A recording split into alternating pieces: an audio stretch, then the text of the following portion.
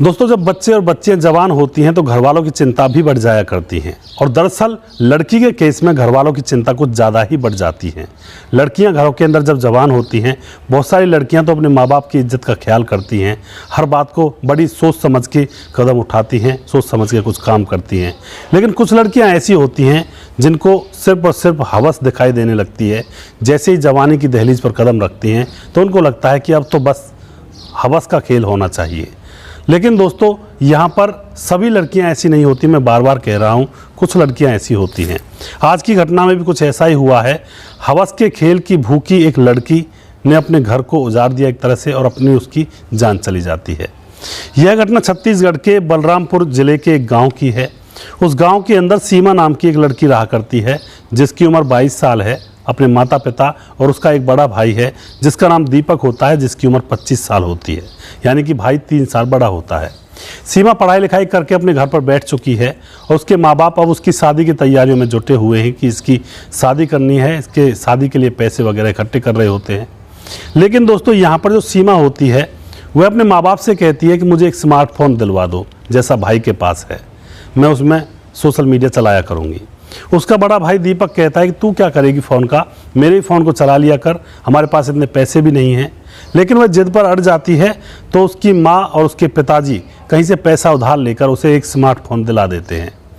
जैसे ही स्मार्टफोन उसके हाथों में आ जाता है तो वह बड़ी खुश हो जाती है और फिर उसके बाद फेसबुक, इंस्टाग्राम, सोशल मीडिया पर वह जुड़ जाती है। सोशल मीडिया पर उसकी बहुत सारी दोस्ती होती है बहुत सारे लोगों से, और एक दोस्ती उसकी बबलू नाम के लड़के से भी हो जाती है। और उसको जब पता चलता है कि बबलू तो पड़ोस के ही गांव का है तो उसकी खुशी का और ठिकाना नहीं रहता है। बबलू से उसकी दोस्ती हो जाती है। बबलू 25 साल का था। बबलू और वो दोनों रात दिन अब उल्टी सीधी बातें चैटिंग में किया करते हैं। यानी कि जवानी की जो दहलीज पर कदम रखा था उस सीमा ने, तो अब उसके मन में बड़े बड़े विचार फूटने लगते हैं। दोनों ही एक दूसरे से उल्टी सीधी बातें करते हैं, एक दूसरे के साथ जीने मरने की कस्में खाते हैं और कहते हैं कि अब हम एक दूसरे से जुदा कभी नहीं होंगे। दोस्तों, अब बारी आती है, क्योंकि प्रेम नहीं होता है ये सिर्फ हवस को पूरा करने के लिए कुछ झूठे वादे किए जाते हैं। और अब अंत में फिर बलि का बकरा लड़की को बनना पड़ता है। अंत में बबलू उससे कहता है कि मुझे तुम्हारे साथ संबंध बनाने हैं, तुमसे प्यार करना है। दरअसल दोस्तों, असलियत में बात संबंध बनाने की ही होती है। सिर्फ लड़की को फंसाया जाता है झूठे प्रेम जाल में, और लड़की का भी मन तकरीबन इसी बात के लिए कर रहा था। लड़की भी ऐसी और लड़का भी ऐसा, यहाँ पर तो कोई रोक टोक ही नहीं थी। लेकिन दोस्तों, सीमा के भाई को पता लग जाता है उसकी बहन क्या गुल खिला रही है। उसे थोड़ा सा महसूस हो जाता है। एक दिन वह सीमा के फ़ोन को देख लेता है तो चैटिंग वगैरह को पढ़ लेता है। तो अब वह सीमा को डांटता है और कहता है कि अगली बार अगर तुमने ऐसा कृत्य किया तो माँ बाप को बता दूंगा और फिर तुम्हारी खैर नहीं। यहाँ पर भाई अभी माँ बाप को कुछ नहीं बताता है, खुद ही सीमा की देख रेख करने लगता है। कुछ ज़्यादा ही देखभाल उसकी करने लगता है। कहाँ जा रही है, कहाँ से आ रही है, क्या कर रही है, फ़ोन पर क्या चला रही है। लेकिन दोस्तों, यहाँ पर जो सीमा है उसका जो जवानी का जो उभार था वह रुकने वाला नहीं था। वह फिर भी अपने भाई से बच करके अपने प्रेमी बबलू से बात कर लिया करती थी सोशल मीडिया पर। और अब दोनों कहने लगते हैं कि हमें मिलना चाहिए। तो सीमा कह देती है कि मैं जहाँ पर रहती हूँ, जहाँ पर मेरा घर है, उसके पास में ही खेत हैं, और उन खेतों में बहुत सारी जगह ऐसी है जहाँ पर हम दोनों मिल सकते हैं। रात के टाइम तुम मेरे घर पर आ जाना और मैं तुमसे मिलने के लिए खेतों में आ जाऊँगी। दोस्तों, तारीख फिक्स कर दी जाती है और एक दिन सीमा का जो भाई होता है वह शहर गया हुआ था किसी काम के लिए, तो घर पर भाई नहीं होता है। तो सीमा अपने प्रेमी बबलू से कह देती है कि आज मौका है, आज मैं तुमसे मिल सकती हूँ, मेरा भाई घर पर नहीं है। तो वह बबलू का इंतज़ार कर रही होती है। शाम को 6 और 7 बजे का टाइम होता है। घर से बाहर खेत की मेड़ पर बैठी हुई बबलू का इंतज़ार कर रही थी।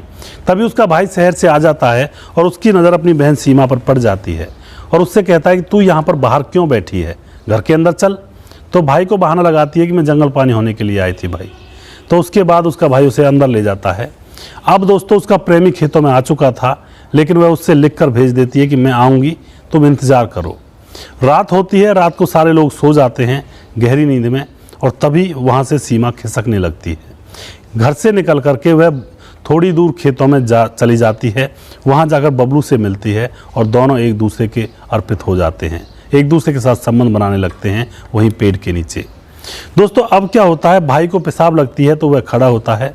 और भाई की कुछ आदत ऐसी बन चुकी थी कि वह हर बात पर अपनी बहन की तरफ निगाह जरूर रखता था। जैसे ही पेशाब करने के लिए उसकी आंखें खुलती हैं तो बहन के बिस्तर की तरफ भी देखता है तो बहन वहाँ से गायब थी। एकदम से भाई की दिमाग की बत्ती जल जाती है कि हो ना कोई चक्कर है, क्योंकि यह खेतों में भी बैठी हुई थी और अब यह यहाँ से गायब है। दोस्तों, अब उसका भाई उसे ढूंढने के लिए टॉर्च लेकर खेतों की तरफ निकलने लगता है। खेतों में देखता जाता है और धीरे से उसको एक आवाज़ सुनाई देती है खेतों के अंदर। वो अपनी टॉर्च को बंद कर लेता है और फिर चुपके से वहाँ पर जाता है तो पेड़ के नीचे उसकी बहन सीमा नग्न होकर उसके प्रेमी बबलू से संबंध बना रही होती है।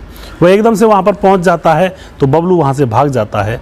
वह अपनी बहन को पकड़ लेता है, उसके बालों को पकड़कर उससे कई बार कहता है कि मैंने तुमसे कितनी बार कहा था ये कृत्य मत कर, हम तुम्हारी शादी करवाने वाले हैं, तब यह कृत्य ही करना ज़िंदगी भर, हम तुझे रोकेंगे नहीं। लेकिन तू ऐसा कृत्य क्यों कर रही है? हमारी जो इज्जत है वैसे ही हम गरीब हैं और हमारी गरीबों की इज्जत को क्यों मिट्टी में मिला रही है तू? दोस्तों, भाई से रहा नहीं जाता है, उसकी गर्दन को दबाकर उसको तड़पा कर वही खेत में जान से मार देता है। उसके बाद क्या होता है दोस्तों?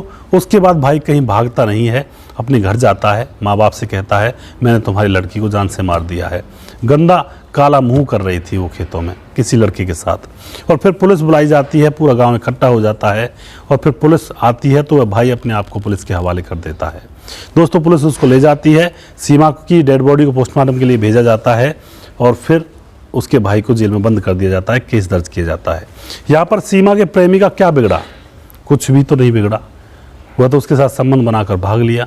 तो यहाँ पर सतर्क रहें। लड़कियों से भी मैं कहना चाहता हूँ, घर वालों के खिलाफ ना जाएं। घर वाले कभी भी आपकी बुराई नहीं चाहेंगे। घर वाले हमेशा यही चाहते हैं, माँ बाप भाई बहन, कि हमारी बेटी को बहन को अच्छा घर परिवार मिल जाए, उसकी ज़िंदगी स्वर्ग हो जाए। लेकिन बेटी बहनें कुछ बेटी बहनें इस टाइप की होती हैं, उनसे रुका नहीं जाता है और फिर ऐसा कृत्य करती हुई घूमती है। तो दोस्तों, आप क्या कहना चाहते हो? यहाँ पर क्या भाई की गलती है या निशा की गलती है? किसकी गलती आपको लगती है? आप कमेंट बॉक्स में अपनी राय लिख सकते हैं, लोगों के साथ शेयर कर सकते हैं। थोड़ा सा बच के रहें, सावधानी से रहें, ऐसे वैसे चक्करों में ना पड़ें, वरना ज़िंदगी बर्बाद हो सकती है। अवैध संबंधों का अंजाम हमेशा खतरनाक और खौफनाक होता है, यह मैं हर वीडियो में कहता हूँ। थोड़ा सा संभल कर चलें।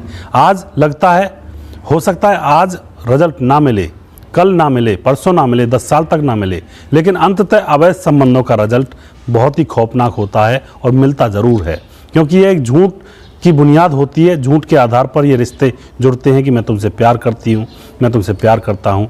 लेकिन दोस्तों, प्यार कोई किसी को नहीं करता, सिर्फ अपनी हवस मिटाने के लिए यह एक माध्यम बना रखा है कि मैं तुमसे प्यार करती हूँ, मैं तुमसे प्यार करता हूँ।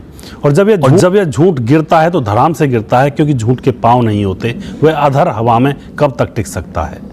तो कभी भी ऐसा कृत्य ना करें, अपने आप को बचा कर रखें, अपने जीवन को सात्विकता और शुद्धता से काट कर जाएं, भगवान का नाम लें और जहां माँ बाप पानी ग्रह करवाएं वहां पर शादी करें और वहीं पर अपना घर बसाएं और समझदारी से रहें। अगला प्रोग्राम मैं जल्दी फिर से लेकर आऊँगा किसी सच्ची घटना के ऊपर। तब तक आप खुश रहें, सावधान रहें, रिश्तों की अहमियत को समझें। जय हिंद, जय भारत।